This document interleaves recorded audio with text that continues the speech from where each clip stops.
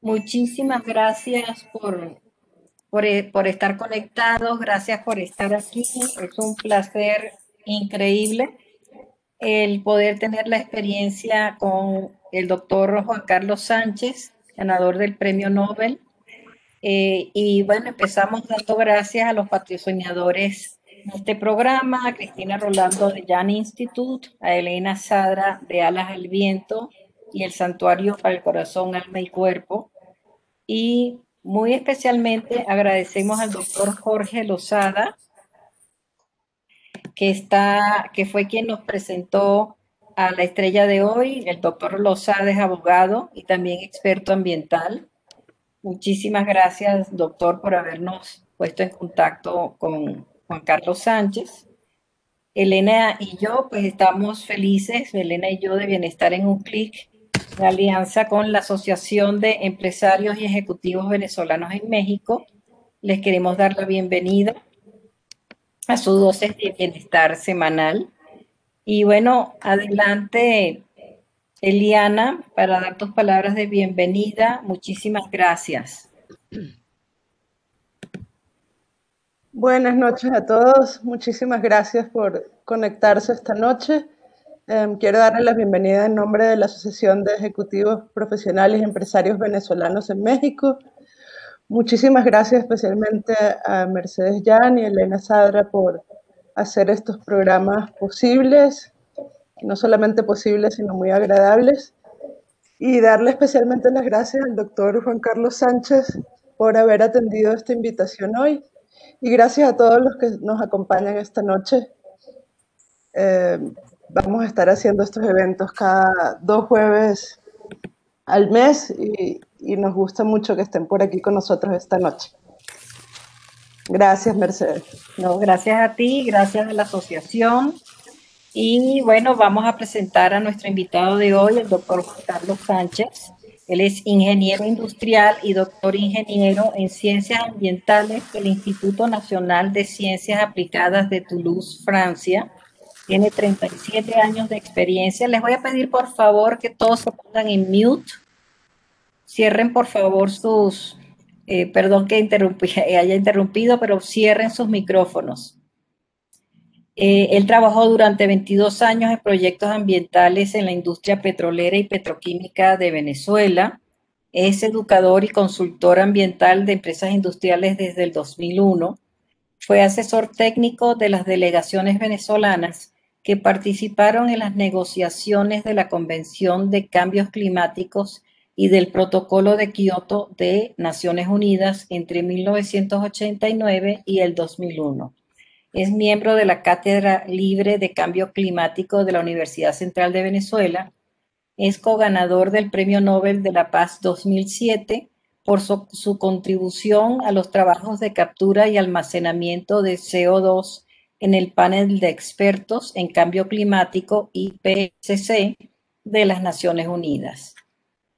Muchísimas gracias, doctor, por haber atendido nuestra invitación. Y bueno, vamos a iniciar estas preguntas.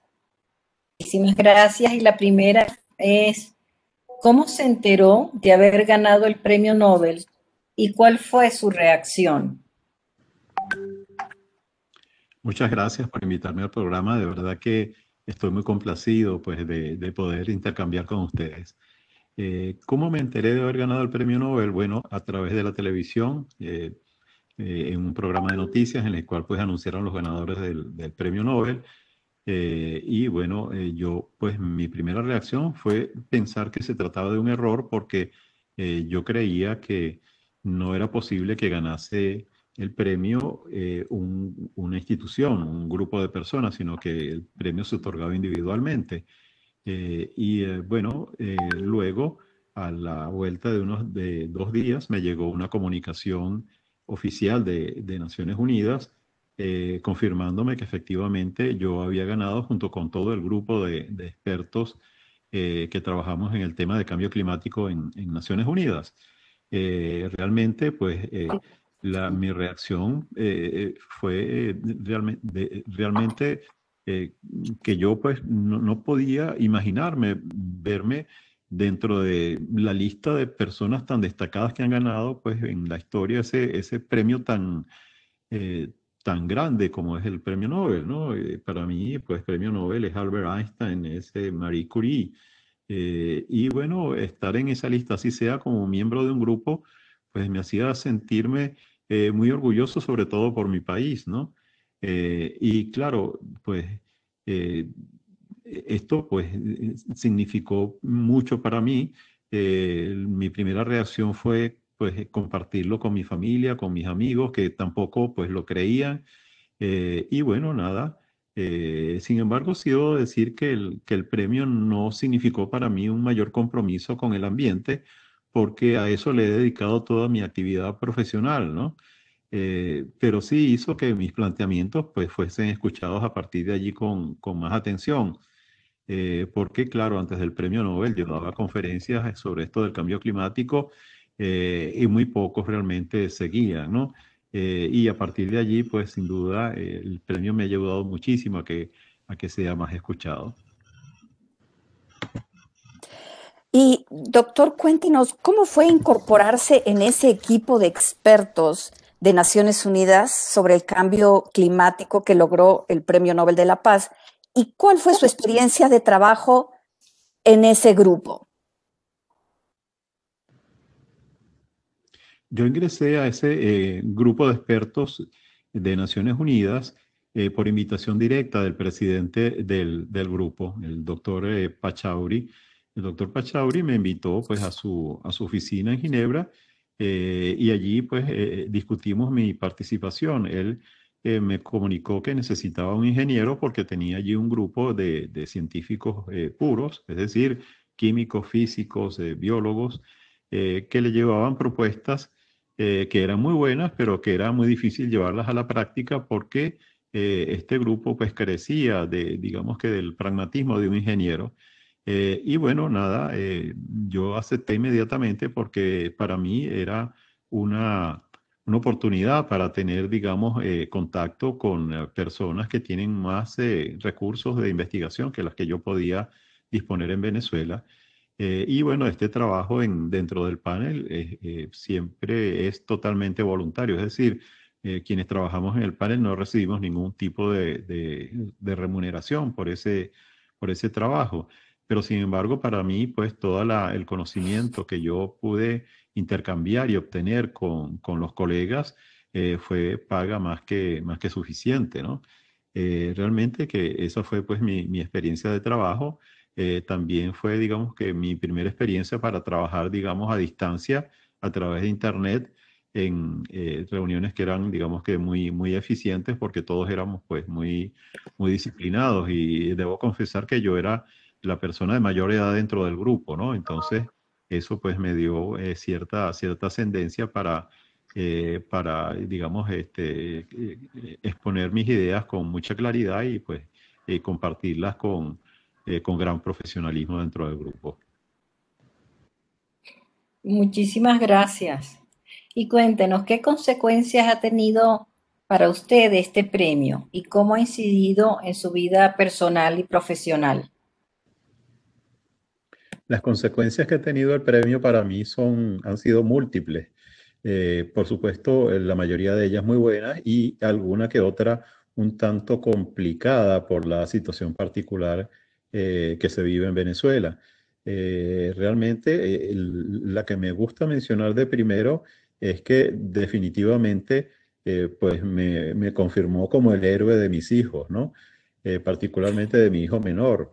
Y hay una anécdota que me gusta mucho compartirla, y es que él estaba pues en su colegio, en primaria, y tomó un artículo de prensa y quería llevárselo a su maestra.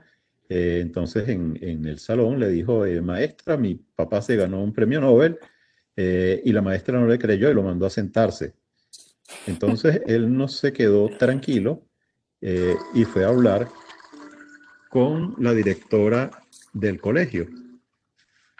Fue a hablar con la directora del colegio, y bueno, se presentó ante la secretaría y la secretaría le dijo a la directora, mire, ahí hay un niño que quiere hablar con usted. Eh, y dice que quiere hablar con usted y que no quiere hablar conmigo. Entonces, bueno, la directora lo recibió y él le dijo, directora, mire, mi papá se ganó un premio Nobel y mi maestra no me quiso creer y le puso el artículo de prensa en el escritorio. Cuando la directora vio esto, le pidió mi número telefónico a mi hijo y me llamó inmediatamente y para confirmar. Y entonces, nada, me pidió que yo diera una conferencia en el colegio para los niños. Cosa complicada porque el tema pues es sumamente complicado para llevarlo a un nivel, digamos, de escuela de primaria, pero sin embargo yo preparé algo pues para ellos y fui a dar la conferencia en el colegio, ¿no? Y realmente eh, pues la propia directora me sorprendió porque dijo, bueno, y ahora al doctor Sánchez lo va a presentar su hijo. Y mi hijo, la forma de presentarme fue, yo les voy a presentar a mi papá, que es un super papá, y él nos va a explicar cómo es que tenemos que salvar el planeta. Menuda presentación, ¿no? En fin. Y bueno, claro, con mis estudiantes universitarios también he tenido pues unas experiencias maravillosas porque, eh, para resumirlo, ellos me han dicho, entre otras cosas, caramba, profesor, entonces sí se puede. Y mi respuesta es, por supuesto que se puede. Es decir, uno no trabaja para ganarse premios, pero la constancia y la dedicación siempre dan sus buenos resultados, ¿no?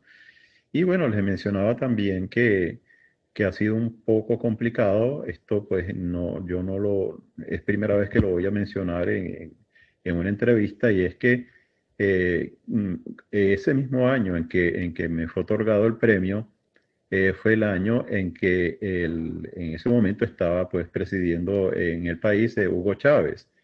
Hugo Chávez había hecho gestiones para que lograran liberar a la senadora colombiana Ingrid Betancourt, que estaba secuestrada por la guerrilla colombiana. Y los aduladores del presidente le habían dicho que ese acto le merecía el Premio Nobel de la Paz.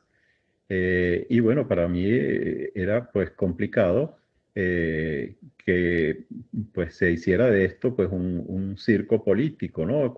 En un país tan polarizado como Venezuela. Es decir, que en lugar de ser el ganador hubiese sido un ingeniero o un ex ingeniero de petróleos de Venezuela, empresa en la cual pues él había despedido a la mayoría de sus profesionales, ¿no?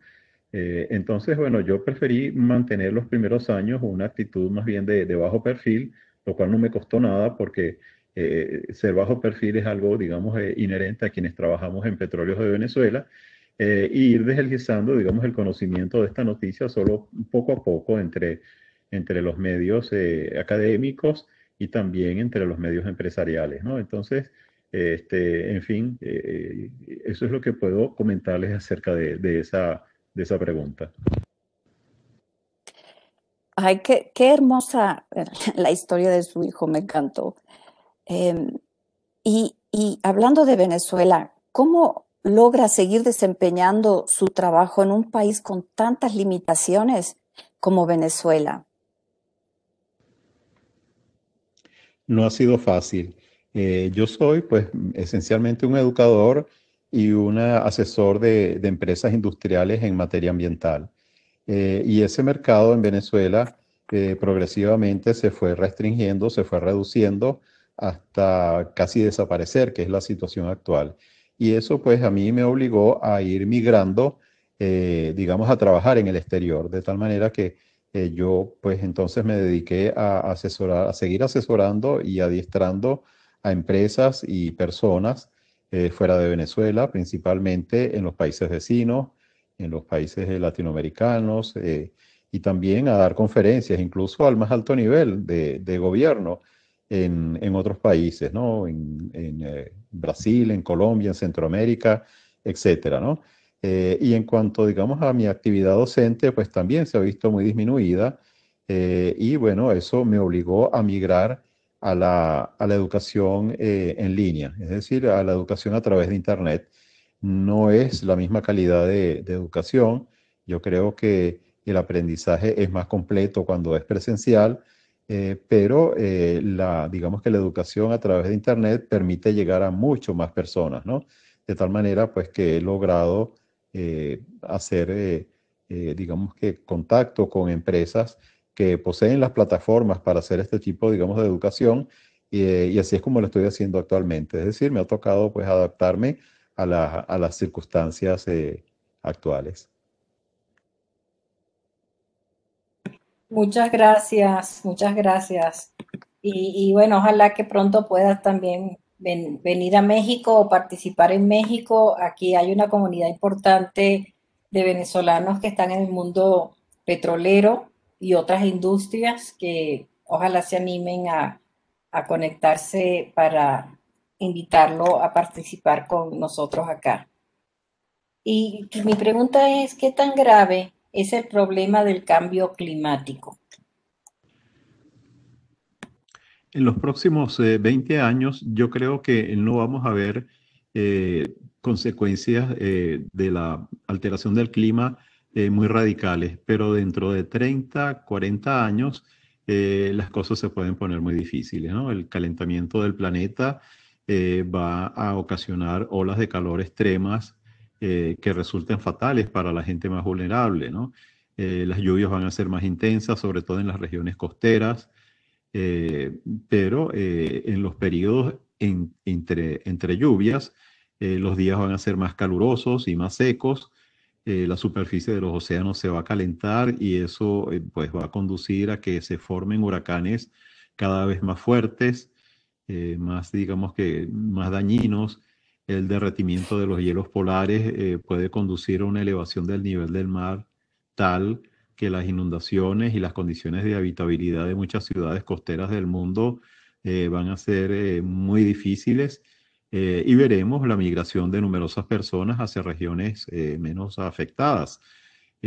Son pues migrantes climáticos los que vamos a ver, como los que estamos presenciando en este momento desde Centroamérica hacia México y los Estados Unidos. Solo que, bueno, en el futuro, si no se hace nada para detener el cambio climático, esas migraciones van a ocurrir en muchas regiones del globo, ¿no? Y como resultado de todo eso, los daños materiales y a los ecosistemas van a ser cada vez mayores. Van a ser tantos daños que pueden desestabilizar gobiernos, ¿no? Y yo creo que esto es algo pues, que no se ha entendido muy bien.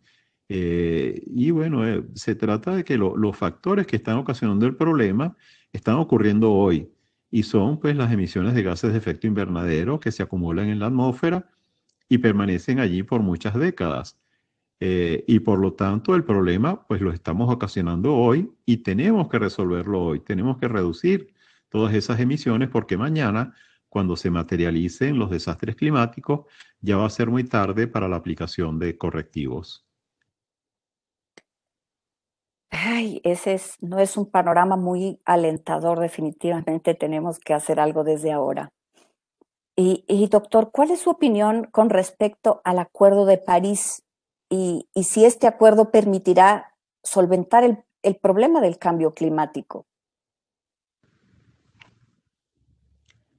El propósito del Acuerdo de París es impedir que la temperatura media del planeta supere 2 grados centígrados, ¿no? Y en lo posible que no sobrepase 1,5 grados centígrados. Y para ello los países se comprometieron a aumentar cada 5 años sus medidas para contrarrestar el cambio climático. Esas medidas son la reducción de sus emisiones de gases de efecto invernadero y la adaptación a las consecuencias de la alteración del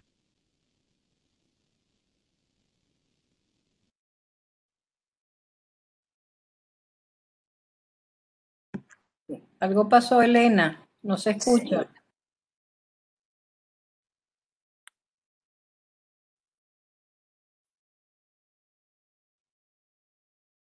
problema. El diseño del acuerdo pues hace que esos compromisos no representen una verdadera obligación porque no se asumieron decisiones legalmente vinculantes, ¿no? El acuerdo es más bien un marco para facilitar el aumento progresivo de las medidas. Por lo tanto, su éxito depende, en última instancia, de la voluntad de las personas y de la voluntad de los gobiernos para dedicar esfuerzos para alcanzar los objetivos.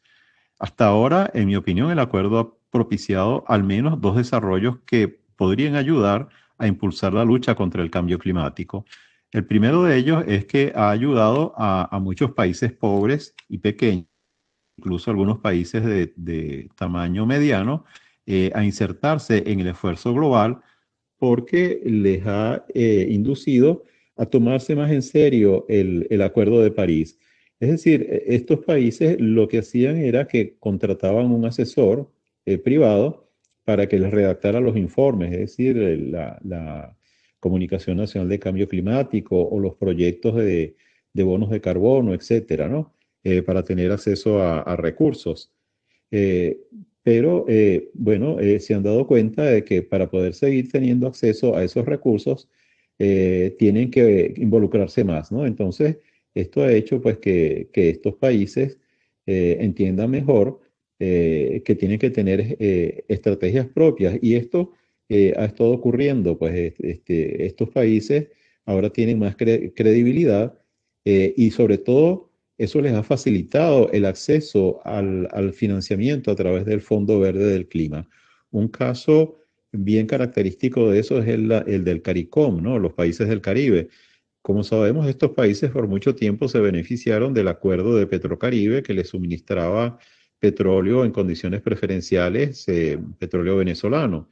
Y bueno, estos países se han dado cuenta que pueden lograr cierta independencia energética recurriendo más bien al Fondo Verde que les suministra el financiamiento de energías renovables. De tal manera que estos países están cambiando, digamos, a las energías renovables y abandonando en cierta medida el petróleo gracias pues al Acuerdo de París. El segundo desarrollo que ha permitido el Acuerdo de París es el mayor convencimiento que existe actualmente de la necesidad de retirar los combustibles fósiles del mercado, es decir, de retirar el carbón, el petróleo y el gas natural. Hemos visto, por ejemplo, cómo países como Corea, Sudáfrica, pues que tenían pues proyectos muy grandes de desarrollar plantas termoeléctricas que utilizan carbón, pues sencillamente no consiguieron financiamiento porque los grandes, digamos, consorcios financistas ya no quieren pues seguir financiando proyectos de combustibles fósiles, ¿no? Al igual que las grandes aseguradoras como la Lloyds de Londres, ya no están invirtiendo en proyectos, digamos, de combustibles fósiles. Y paralelamente, bueno, el costo de las energías renovables se ha venido reduciendo y su participación en los mercados es cada vez mayor. El crecimiento el año pasado de las energías renovables fue de un 7%. Y en cuanto a los vehículos eléctricos, que también forman parte de la solución del problema climático, bueno, su crecimiento en Europa fue de 8% el año pasado. De tal manera de que todos estos indicios o todos estos, digamos, iniciativas iniciales están funcionando bastante bien gracias a ese acuerdo de París.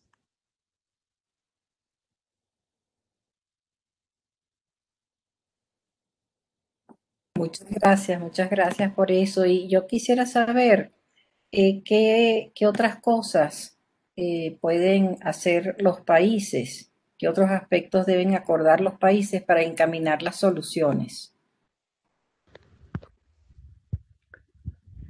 Con respecto a lo que deben hacer ahora los países, bueno, queda muchísimo por hacer.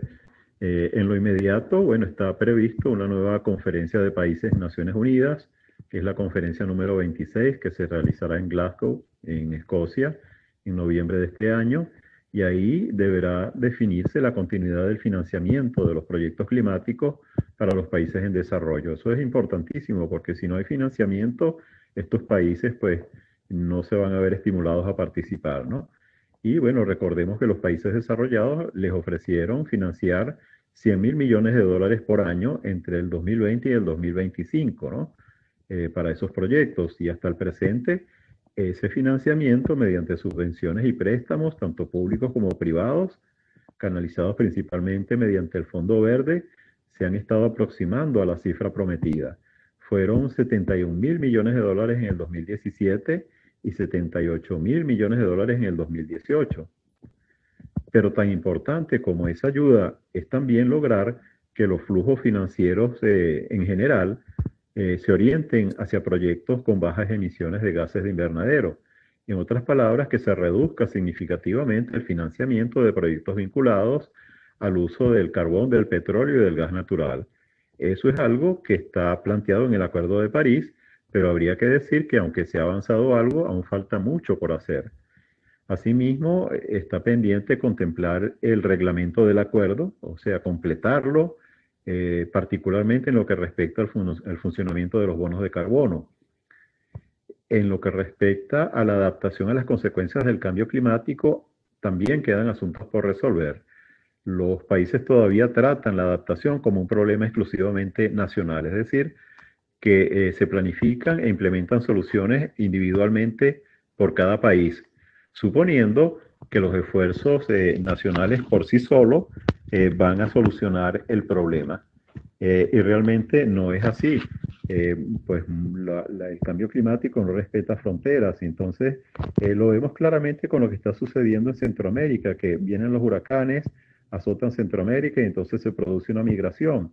Si no hay una coordinación entre los países para tratar de crear más resistencia, más resiliencia al problema climático, difícilmente va a haber una solución integral pues, a este tipo de problemas. ¿Qué más podríamos mencionar en cuanto a lo que queda por hacer? Pues bueno, yo creo que tendríamos que pensar también en que si bien el problema climático atañe principalmente a los gobiernos, yo creo que nos atañe también a todos, ¿no? Yo creo que la solución del problema climático no estriba solamente en una solución tecnológica, sino también en una solución actitudinal de las personas. Es decir, que vendrán todas estas tecnologías de energías renovables, de carros eléctricos, etcétera, de aumentar la masa boscosa, y todo eso va a contribuir. Pero si no hay, digamos, una comprensión global de todas las personas acerca de la gravedad del problema, y si no hay, digamos, una actitud más proactiva, sobre todo en lo que respecta al consumo, a la producción y al consumo, difícilmente se va a poder resolver el problema. Yo creo que entonces es esa combinación de una actitud, digamos, más proactiva y del desarrollo tecnológico lo que va, digamos, a lograr una solución definitiva al problema del cambio climático. Pues sí, ahí se ve que necesitamos todos tomar acción para detener esto y yo creo que hay mucho alivio en la comunidad internacional ahora que el nuevo presidente de Estados Unidos, Joe Biden, ya declaró que van a regresar al Acuerdo de París. Y en el chat hay una pregunta para el doctor que de hecho la teníamos aquí también para hacérsela.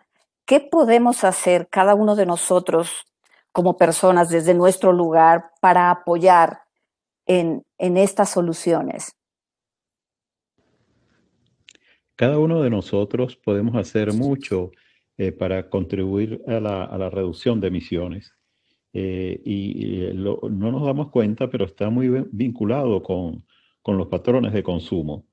Yo creo que en estos momentos en que, bueno, estamos obligados a permanecer mucho tiempo confinados en nuestras casas debido a la pandemia, si hacemos un inventario de todo lo que tenemos en casa, estoy seguro que vamos a encontrar muchos bienes que adquirimos y que no usamos para nada y que están allí esperando, almacenados en closet, en gavetas y que nunca van a ser utilizados. Entonces, esa es una forma, digamos, ineficiente de consumo. Yo recuerdo un estudio que se hizo en Europa en el cual se determinó que el 30-35% de las compras que hacen los europeos es lo que se llama consumo superfluo, es decir, compran bienes que no van a utilizar nunca, ¿no?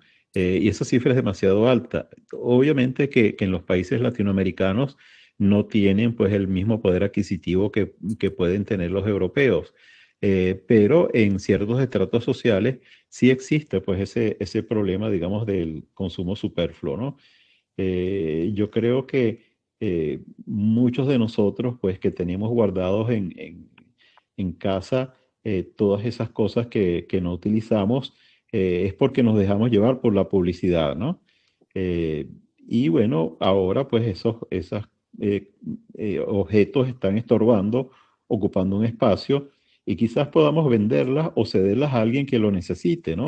Y por supuesto, mientras más podamos compartirlas, menos consumo habrá. Es decir, no pienso que pueda ser digamos, una reducción enorme del consumo, pero sí aporta su granito de arena y mientras menos consumo, menos generación de gases de invernadero porque la fabricación de cada uno de esos productos requiere energía y la generación de esa energía pues ocasiona las emisiones de gases de efecto invernadero, de tal manera que esa actitud de colaborar, de cooperar entre las comunidades es una palabra clave también para la solución del problema del cambio climático, ¿no? El otro aspecto es el reciclaje, sin duda alguna, ¿no? Y bueno, no me refiero solamente al reciclaje de residuos, sino también a la extensión de la vida útil de artefactos domésticos y cosas que mediante el reuso y la reparación o el mantenimiento pueden tener una vida útil más prolongada, ¿no? Y yo creo pues que eso también es parte del camino que hay que recorrer para solucionar el problema del cambio climático. Muchas gracias. Entonces entiendo que parte bien fundamental de nosotros es tener un mindset más sustentable, con mucha más conciencia del planeta y con mucha más conciencia en términos pues, de reciclar y de evitar esos gastos superfluos que realmente lo que nos llevan es acabar con el planeta. Y yo le preguntaría, un poco en base a lo que acaba de comentar, ¿qué enseñanzas específicas nos trajo esta pandemia en referencia al cambio climático? Existen muchos paralelismos entre la pandemia y el problema del cambio climático, es decir, ambos son problemas ocasionados por el ser humano, ambos son problemas cuyos factores que lo ocasionan son invisibles, es decir, esas,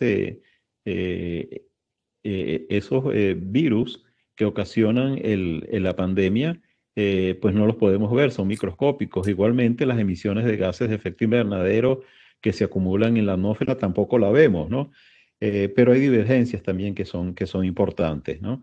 La crisis de la pandemia se está atendiendo como una contingencia porque no hubo una actitud preventiva previa. No la hubo a pesar de que algunos investigadores, médicos infectólogos, habían advertido con tiempo que el surgimiento de brotes virales muy peligrosos podía ocurrir y ofrecieron recomendaciones para erradicar prácticas insalubres y monitorear mejor los lugares clave, pero no fueron escuchados y la pandemia tomó a los países de sorpresa e incluso mal preparados institucionalmente en muchos casos. Comparativamente con el cambio climático, todavía podemos actuar preventivamente. Aún no estamos en una situación o en una fase de contingencia y es muy importante actuar preventivamente porque resulta mucho más económico actuar en este momento, no solo en cuanto a las consecuencias materiales, sino también en las consecuencias humanas. Esto para mí es una gran lección que deberíamos destacar del problema de la pandemia, pero que para que no nos ocurra pues lo mismo con el cambio climático. Es urgente y necesaria, creo que es urgente y necesaria, eh, por un lado, disculpen que perdí el hilo por una interrupción sonora aquí en mi casa. No se preocupe, no se preocupe. Creo que nos quedó claro. Y bueno, le queremos dar las gracias. Den un clic y pronto también Eliana y Juan en nombre de la Asociación de Ejecutivos y Empresarios Venezolanos en México. Muchas gracias. Ha sido realmente un placer escuchar, sobre todo con la claridad que nos habla y la facilidad para entender con mucho más fuerza de que realmente tenemos un tema importante que abordar y un tema importante que tenemos que tomar en serio. Y que está en las manos de todos nosotros, ¿no? Exactamente. Muchas gracias, Elena y Mercedes, por la invitación al programa. La verdad es que hacen ustedes un trabajo estupendo, conversando acerca de estos temas que son de tanta actualidad y de tanto interés, tanto para los empresarios como para los ejecutivos venezolanos allá en México. Muchas gracias. Al contrario, gracias por estar con nosotros. Ha sido